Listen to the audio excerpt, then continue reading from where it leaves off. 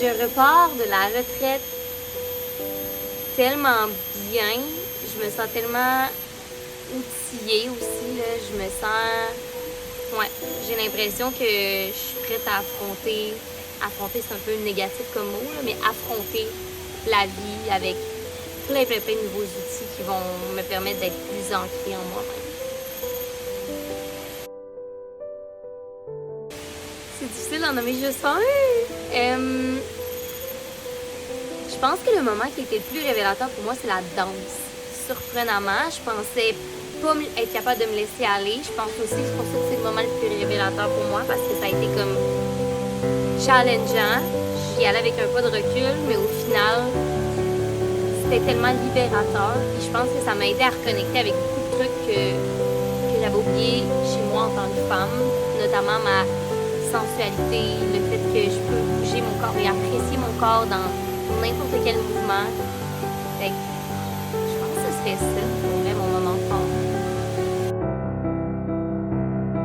Avoir le temps de prendre le temps, je pense.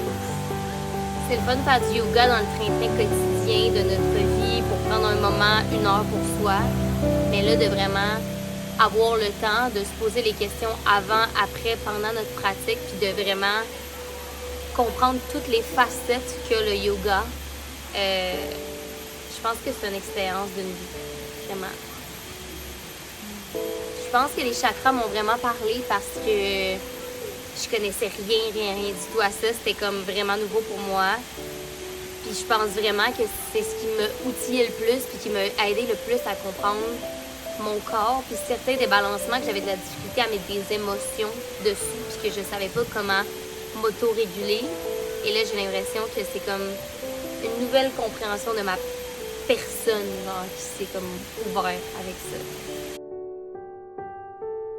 Mon niveau de yoga en arrivant ici était assez de base, très junior, je te dirais. Là.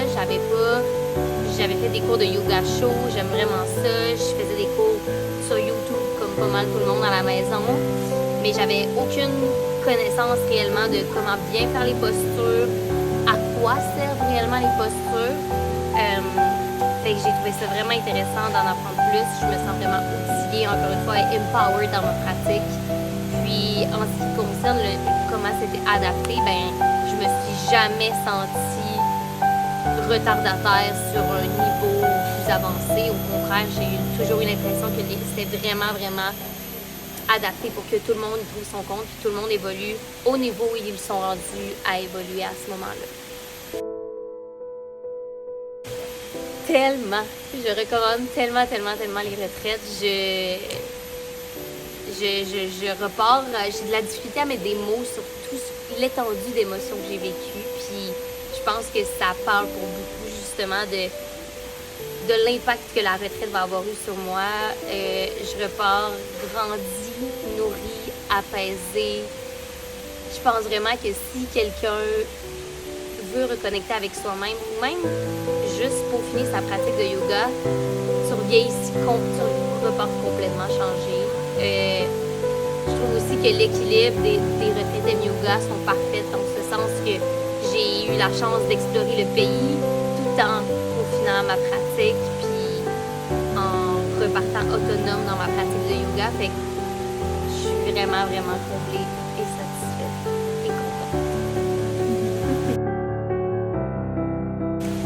C'est vrai que c'est difficile.